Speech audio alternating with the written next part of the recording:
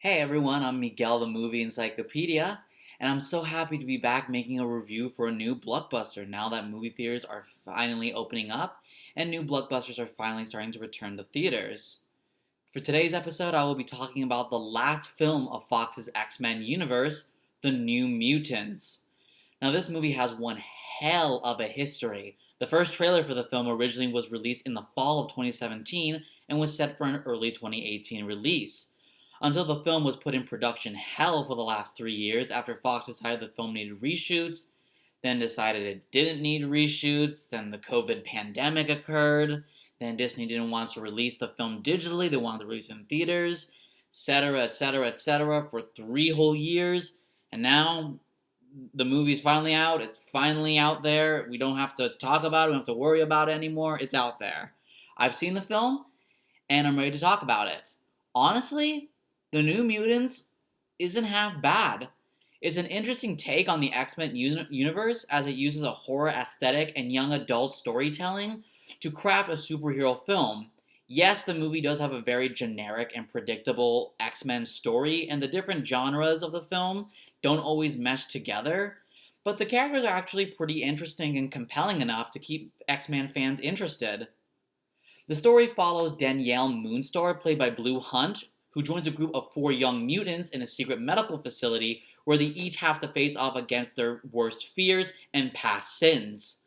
The story is very straightforward with no real surprises if you've ever seen an X-Men movie, but what makes it interesting is that the story is presented as a coming-of-age young adult story, a YA story, as the movie focuses on the 5 mutant characters, Danielle Moonstar, Ileana Rasputin, Rain Sinclair, Sam Guthrie, and Daniel DaCosta, as they bond, deal with the trauma that occurred when their mutant powers first emerged, and fight to escape the hospital they are currently trapped in. I really like how the movie dealt with being a teenager with mutant powers, and used it as an allegory for growing up and going through both physical and emotional changes, given the fact that mutant powers in the X-Men universe usually manifest when a person hits puberty. So it feels like doing a YA story actually makes a lot of sense within the confines of this universe. The story also deals very heavily with survivor's guilt, given the fact of the movie that each of the characters has killed one or more people with their powers when they originally manifested, and this trauma still haunts each of them in different ways. All this makes for an interesting mashup between YA drama and superhero action, but sadly the horror aspect of this movie is severely lacking. As you can tell, as you can probably tell from the trailers, the so-called scares of this movie come a mile away. If you're going into this movie for a horror story, you will be disappointed because this movie will not scare you, like, at all. You know, I'm usually very hesitant to watch a horror movie, and I'm very easily scared. This movie didn't scare me, not even one bit. On top of this, The New Mutants doesn't really add anything new in the writing department. The film follows a very typical X-Men story, just with young adult-centered characters. We've had young adult characters in the X-Men movies, but not at the center. That's where this movie differs. It also has creepy monsters throughout, which is why it's technically considered a horror movie. From beginning to end, the story is very predictable, especially if you have seen any of the trailers since the teaser. If you haven't, please avoid them. It's best to go into this movie with completely fresh eyes. I kind of got the gist of the story from all the trailers, which was a little disappointing. And even though there are some connections between this movie and other X-Men films, which I personally didn't know about coming into this film, and it was pretty interesting to see how they connected it, since there are no plans for a sequel since the Fox X-Men universe is officially finished, we will never get to see this movie follow through on any of its connections. One thing that did surprise me with the New Mutants was how the story spent time with each member of the New Mutants teens and gave each character their own moment to shine. Not only do each of the characters have cool powers, but they also have compelling stories and are fun to watch on screen, which allowed me to personally like each of them individually. They're not three-dimensional characters. I mean, they kind of fall into cliches in regards to both X-Men and horror movies, but they're like fun cliches. They're entertaining cliches. Like watching the characters from Cabin in the Woods. You know they're not freaking well-rounded characters, but they're fun, they're interesting, they're well acted, and they're compelling at times even. And that is what I felt was the case with the characters of the New Mutants. However, there was one character who I thought was very fleshed out and did stand out amongst the crowd, and that character was Anya Taylor-Joy's Illyana Rasputin, aka Majik.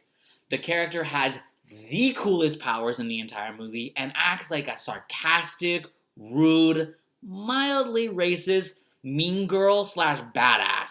Basically, imagine a Russian Regina George, but she could cut your head off with a sword. And that is kind of Majik in this movie. I really love this character because not only did she feel unique to the film, but she also felt unique to the X-Men universe. I really, really loved her character, and I really wish that this movie come out earlier so we could get another film with this character because I really loved her. Majik may be one of the funnest and best characters that I've ever seen Anya Taylor-Joy play.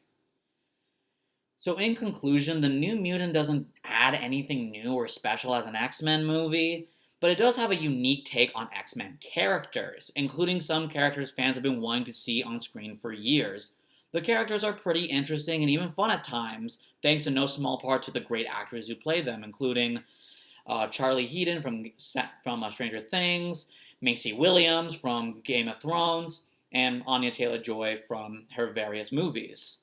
The movie is definitely a marked improvement over last year's Dark Phoenix, but overall it's not that great a horror movie, nor is it an exceptional X-Men movie, except for the final battle, which was really, really cool.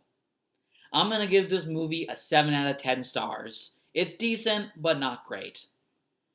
Thank you all so much for watching. If you like this video, make sure to like, comment, and share this video, and subscribe to my YouTube channel. If you like hearing about movie news, make sure to follow my Facebook channel and the link below. Also, great news, I started a podcast called the Movie Encyclopedia Podcast, where I comment and review on announcements, news, and recent releases regarding movies, TV shows, and video games. Links to my Spotify and Anchor channels can be found in the link below. If you want links to other podcast channels, because I'm on various podcast sites, make sure to comment below and I'll give you a link. Until my next video, see you then.